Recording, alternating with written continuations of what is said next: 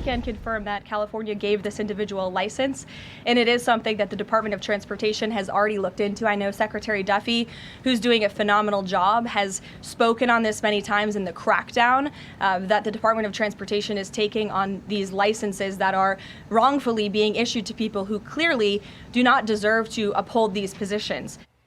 Breaking right now, we're learning more about a deadly California trucking crash that was caught on camera. It's unbelievably horrific to watch this video. The driver is an illegal alien from India. According to Pomona High School, two of the victims of this crash are their assistant basketball coaches, Clarence Nelson and his wife, Lisa. Let's bring in DHS Assistant Secretary Tricia McLaughlin. So this is the fourth time, at least, that this has happened. There was the horrible crash in Florida. There was one in Texas. There was that one a couple of years ago in New Mexico.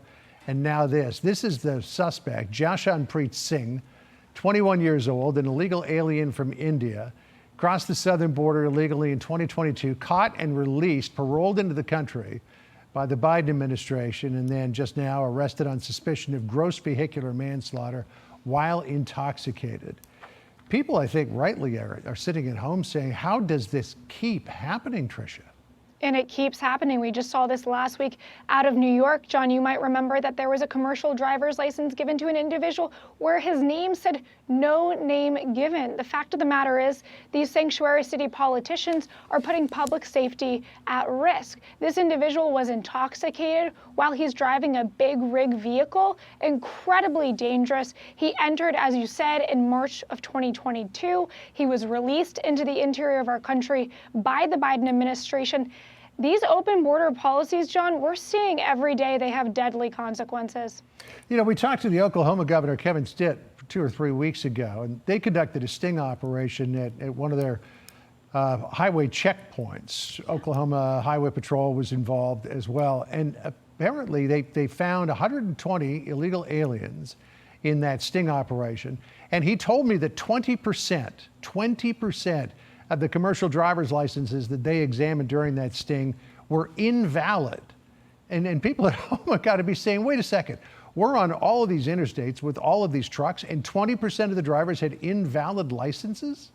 Oh, it's stunning. Absolutely. And this is something Secretary Noem and Secretary Duffy have been working in collaboration on. You saw Secretary Duffy announce just a few weeks ago that he was going to withhold funding from the state of California because they are not complying by the commercial driver's license regulations that should be implicated to make sure that Americans are safe. But John, we have, young children, families driving on our streets. We should be able to trust that our state and local governments are appropriately giving out these licenses. Instead, we're giving them to illegal aliens who may not even be able to speak our language or understand the rules of the road. It's really horrifying, and this is something the Trump administration is really dedicated to cracking down on. Yeah, you mentioned Secretary Duffy. Here's what he said in response to what happened in a couple of these events.